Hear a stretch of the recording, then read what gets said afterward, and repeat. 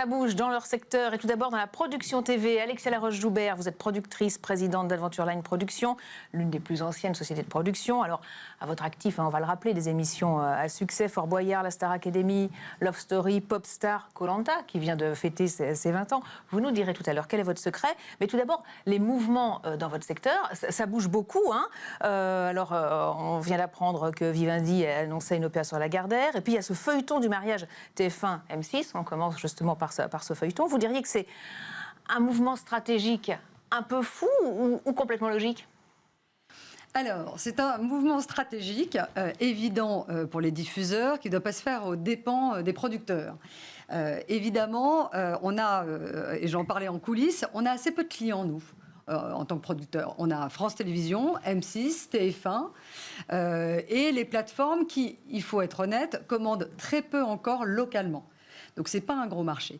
Donc, il faut faire très attention au principe de guichet unique.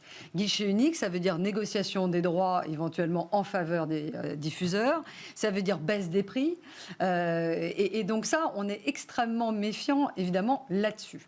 L'intérêt, quand même, de la chose, c'est que ça rend évidemment puissant. Ça permet, je l'espère, de mettre de l'argent dans la production. Mais il faut voir aussi qu'on parle beaucoup là, dans la fusion, il faut qu'ils vendent pour éviter le monopole des chaînes de télévision, etc. Et moi, je voudrais alerter sur autre chose. Toutes ces deux chaînes-là ont des gros centres de production en interne qui, évidemment, ont accès à des informations privilégiés, puisqu'ils sont directement dans la chaîne, donc ils savent directement ce que le diffuseur veut, et que nous, producteurs, on est à l'extérieur. Et je pense que ce serait pas mal aussi qu'ils se délestent de sociétés de production en interne. Ça, on n'en a pas beaucoup parlé, mais je pense que ça serait important. Après, un diffuseur heureux, et en général, un producteur heureux. Je pense que par effet de ricochet, on en profite. Et puis, on est producteur de contenu, on aura l'occasion d'en parler, je l'espère, mais la multiplication quand même des diffuseurs, qu'ils soient plateforme, VOD, VSVOD, linéaire, c'est plutôt une bonne chose pour nous. Et le fait que la plateforme Salto soit justement avec les trois gros annonceurs du marché, qu'est-ce que ça a changé ? Et est-ce que, au fond, ce que vous appelez de vos voeux, à savoir chacun se concentre sur son métier, le diffuseur est plutôt diffuseur et puis les producteurs travaillent à côté, est-ce que la plateforme où on a réuni à la fois France Télé, TF1, M6, eh bien, comment ça fonctionne et quel est votre regard sur le lancement de cette plateforme ? Alors, c'est une belle initiative. Déjà, je trouve ça fantastique que trois chaînes concurrentes s'assoient ensemble à la même table. La réalité, c'est qu'il n'y a pas encore beaucoup de production en interne, que c'est, en fin de compte, c'est soit une primodiff, soit une rediff. Alors l'intérêt, c'est que moi, par exemple, je suis fan de L'amour est dans le pré. Bon, ça me permet de regarder l'épisode de L'amour est dans le pré sur Salto avant de le regarder sur M6. Ce qui va être intéressant, c'est comment le positionnement de France Télévisions par rapport à Salto, alors que les deux vont se réunir. Parce qu'il y a une chose dont je n'ai pas parlé, et c'est vrai qu'on n'en parle pas non plus beaucoup, c'est que la fusion d'M6 et TF1, ça crée évidemment un gros pôle et un guichet unique, mais ça donne une position dominante à France Télévisions par rapport aux producteurs indépendants. Parce qu'en fin de compte, vous voulez vendre votre programme, vous allez voir TF1, M6, alors même s'ils disent qu'il y aura une sorte de China's Wall et qu'ils ne se parleront pas, etc., j'en doute un peu. Donc, on va vendre le programme, ils ne l'achètent pas. Et bien, il ne vous reste plus qu'un diffuseur qui est en position de force, lui aussi, pour vous négocier. Et donc, en fin de compte, il y a un effet induit qui est pénalisant, qui peut être pénalisant. C'est quelque chose qui vous inquiète ? Oui, évidemment, ça nous inquiète. Parce que d'ailleurs, demain, vous pourrez moins négocier facilement, ou moins placer vos programmes, peut-être ? Alors, ça dépend ce que va faire déjà l'autorité de la concurrence et ce que va demander l'autorité de la concurrence. Donc, comme je vous le disais, un China's Wall, ça serait nécessaire, mais je pense qu'il y aurait autre chose. Je vais parler du flux. La fiction est préservée par des quotas, c'est-à-dire que les chaînes de télévision doivent investir un certain nombre de leurs revenus dans la production de fiction. Il s'avère qu'il n'y a pas ça dans le flux. Or, automatiquement, on est en fragilité parce qu'il n'y a pas des investissements nécessaires. Donc, c'est très simple pour eux de nous dire attendez, dans ces cas-là, on ne vous prend pas votre programme et on prendra une fiction. Ce qui n'est pas complètement vrai parce qu'on est beaucoup moins cher que la fiction. Donc, moi, je pense qu'il faudrait, le seul moyen pour bien réguler ça, c'est d'avoir des quotas de production indépendantes. Mais quand je dis indépendantes, c'est pas des sociétés en interne, c'est bien indépendant. Et ce n'est pas des sociétés dans lesquelles il y a des actionnariats multiples et diverses. Et est-ce qu'on va, au fond, vers des plateformes de plus en plus spécialisées ou vers des plateformes très communautaires, très larges, parce qu'on voit aussi les mouvements de concentration, on voit Netflix qui fait 200 millions d'abonnés, ou 209 ou 210 millions d'abonnés, est rattrapé par Amazon en quasiment 24 mois, avec 200 millions d'abonnés. Est-ce qu'au fond, on aura ce mouvement-là qui va s'amplifier, ou est-ce qu'on aura des players qui assumeront d'être sur un créneau très spécifique et avec un contenu très dédié? Alors, les deux, mon général. Les deux, il s'avère que, alors ce qui est intéressant, je lisais un chiffre, c'est qu'il y a 340 millions d'abonnés aux États-Unis et ils sont 320 millions. Donc, il y a un moment, on va se poser la question du surabonnement à une multitude de canaux. Et d'ailleurs, moi, ça m'arrive même de m'apercevoir que j'étais abonné à un truc que j'avais oublié, donc je payais 4 € par mois sans m'en souvenir. Il va y avoir les grosses plateformes. D'ailleurs, Amazon est très, très, très offensif. Et c'est vrai qu'ils ont grignoté à Netflix, qui attaquait beaucoup au début. Et puis, alors, je ne pense pas qu'ils se soient endormis. C'est que tout simplement, il y a eu des consortiums très importants. Quand Amazon, en l'occurrence, rachète la MGM, c'est 4000 films, c'est les James Bond, c'est 17 000 heures de programme. C'est un véritable trésor. Parce que dans cette guerre des plateformes, c'est une véritable guerre des contenus, en fait. Oui, c'est exactement ça. C'est-à-dire qu'on est face à une guerre de... Disney a été les premiers à ouvrir la voie en rachetant la Fox. Warner, en s'associant avec Discovery après la suite. Là, donc, il y a cette histoire d'MGM. Donc, on est sur une guerre des contenus. Et Amazon a une puissance qui est intéressante, qui est marketing. Amazon, on en parlait, service exceptionnel. Je ne sais pas si vous avez remarqué, quand ils lancent quelquefois un nouveau service, une nouvelle fiction, vous recevez votre paquet, vous avez commandé une paire de baskets, dans un truc logotisé de la fiction. Donc, en plus, ils ont un marketing qui est en circuit fermé, qui est très intelligent. Pour revenir sur votre question, Benjamin, il y a les gros généralistes qui, évidemment, ont besoin de contenu. Et le flux, et c'est pour ça que je parle de l'importance du flux, et d'ailleurs, elles y vont, c'est que nous, on produit vite, on produit moins cher, et on est en plus très identifié. C'est-à-dire que le contenu fiction, d'un seul coup, vous avez le film, vous l'aviez vu en 2017 sur Netflix, et vous le voyez en 2020 sur Amazon, et vous le verrez en 2023 sur Disney. Alors que nous, le flux, comme il est périssable, il n'est rarement rediffusé. Donc, il donne une valeur d'identité très forte. C'est pour ça que je me bats beaucoup pour le flux. Mais il y a aussi, en effet, des plateformes spécialisées. On voit des plateformes, par exemple, de films d'horreur. C'est drôle. Les plateformes de sportives, évidemment, etc. Donc, je pense que les deux vont cohabiter. Ce qui est sûr, c'est que le panier du subscribers ne va pas pouvoir alimenter une multitude de canaux. On parlait comme ça de Salto, plateforme française. Est-ce qu'elle peut faire le poids face à des géants comme Netflix ou Amazon? Bon, je pense que ça serait malhonnête de même la charger de ça, quoi, de faire le poids. Non, je pense que localement, elle peut avoir une existence. Moi, je dis qu'elle a quand même le mérite d'exister. Puis elle fait... Enfin, quand c'est un replay original, puisque c'est un pré-play, c'est comme un préquel, c'est un pré-play. Et ça casse un peu le principe de la série, voilà, quand même, parce qu'on peut tout voir d'un coup. Et peut-être que sur la fiction, peut-être que, comme TF1 a fait des coproductions avec Netflix, on se rappelle quand ils avaient sorti Marseille, qu'ils avaient diffusé le premier épisode sur TF1 et après la suite sur Netflix, de multiplier des financial cross. Donc ça, c'est vachement bien. Après... Voilà, qui résiste déjà. Quel regard vous portez sur ces mouvements, Jean-François Réal? Vous regardez comment la télé? Vous regardez les plateformes? Vous regardez la télé? Vous avez changé vos façons de consommer les programmes? Je suis devenu comme un jeune, c'est-à-dire que je ne regarde plus la télévision. Je regarde en replay. Oui, vous ne regardez plus l'appareil de télévision. Voilà, non, mais c'est la subtilité. Voilà. Enfin, quand on confond, souvent on dit je ne regarde plus la télévision. Voilà. Non, je ne regarde plus les programmes. Non, vous regardez toujours des programmes, vous regardez toujours du contenu, mais vous ne le regardez plus en linéaire sur un poste de télévision. Voilà. À part le sport en direct, où là je peux tout à fait être dans ce cas-là, mais je trouve que c'est un secteur qui vit une révolution délirante, quoi. C'est-à-dire que on aurait la fusion, par exemple, parce que ça m'inspire, mais moi je n'ai pas l'œil expert de Alexia, évidemment. La fusion M6-TF1.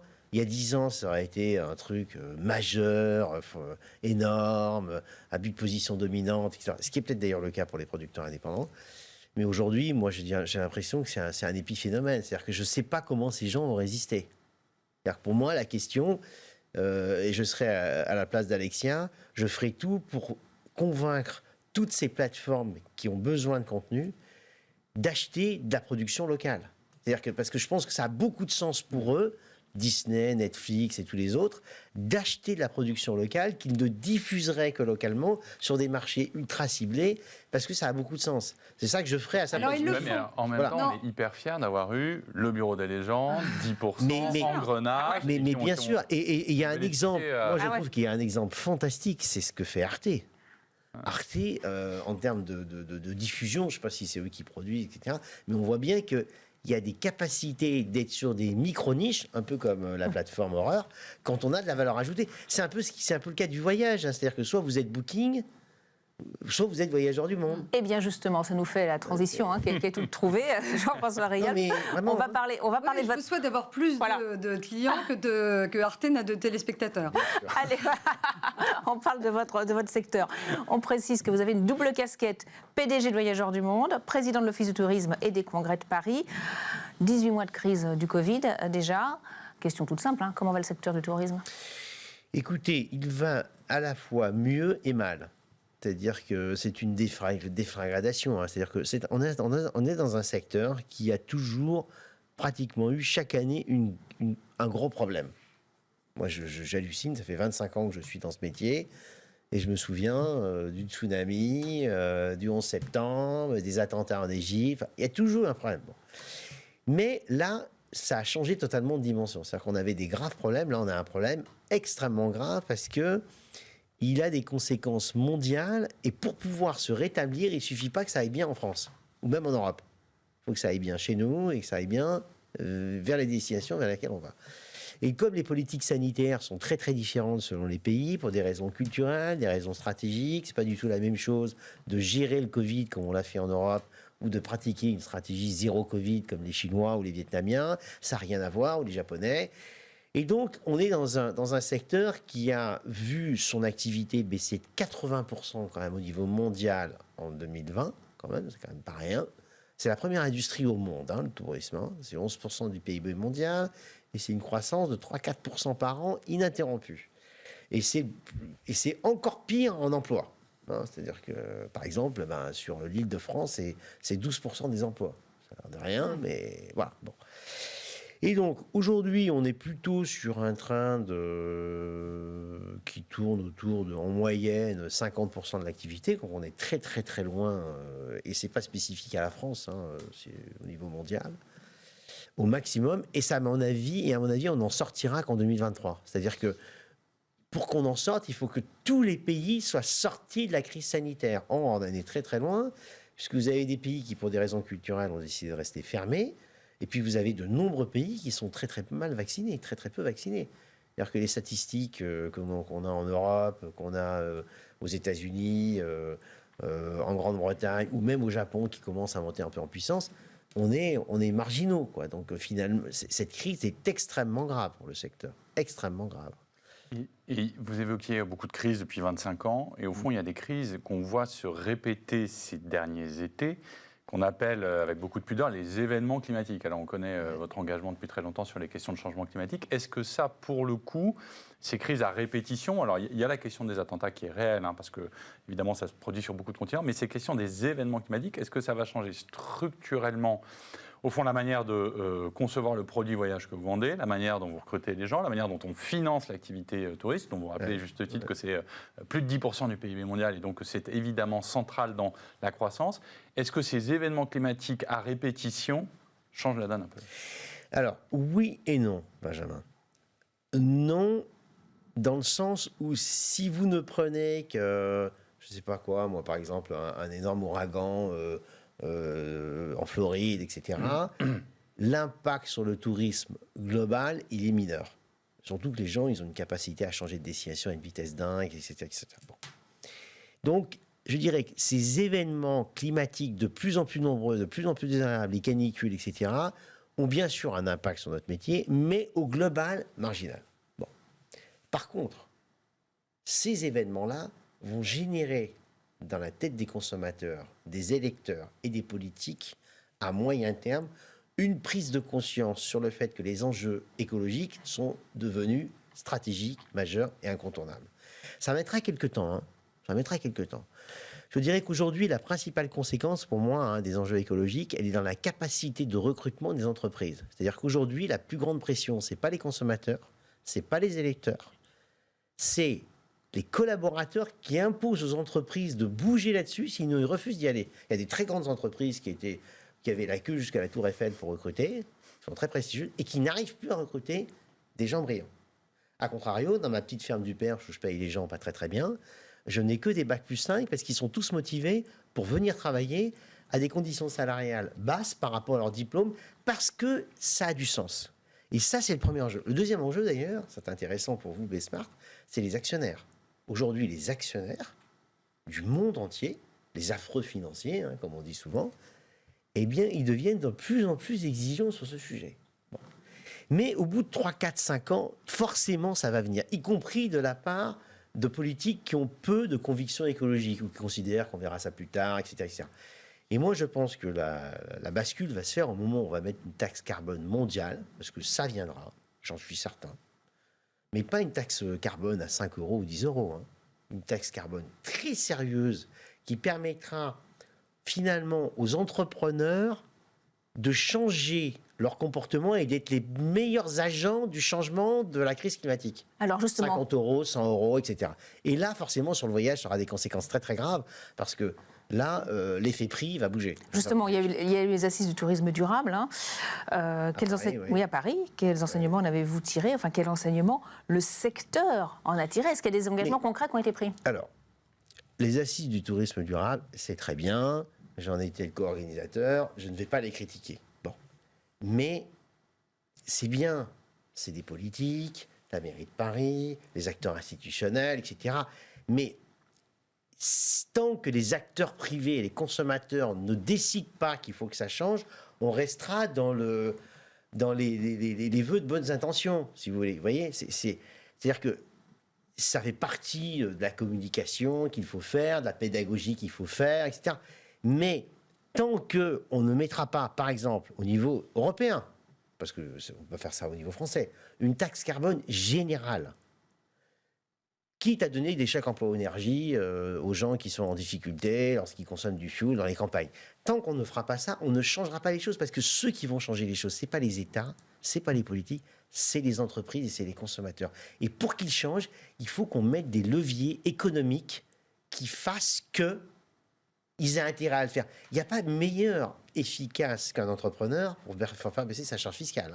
Il n'y a pas meilleur. Du coup, l'objectif, est-ce qu'il y a un objectif qui avait été fixé de 100 millions de touristes dans les années-là, alors évidemment revu avec le Covid. Est-ce que c'est un objectif qui a encore du sens? Ou est-ce qu'au fond, ce n'est pas ces 100 millions, ce chiffre, ce Graal des 100 millions qu'il faut aller chercher, si dans la tête des consommateurs et des touristes demain, au fond, ils viennent chercher autre chose? Et de ce que je comprends de ce que vous dites, c'est qu'il y a un switch qui est très générationnel. Exact. Moi, les 100 millions de touristes ne me gênent pas. Et même 200 millions, et même 150. La France a une diversité géographique, culturelle et incroyable. Ça dépend si tu les répartis bien dans le temps et dans l'espace. C'est pas un problème. On peut les faire. Et on peut même les faire à intensité écologique meilleure.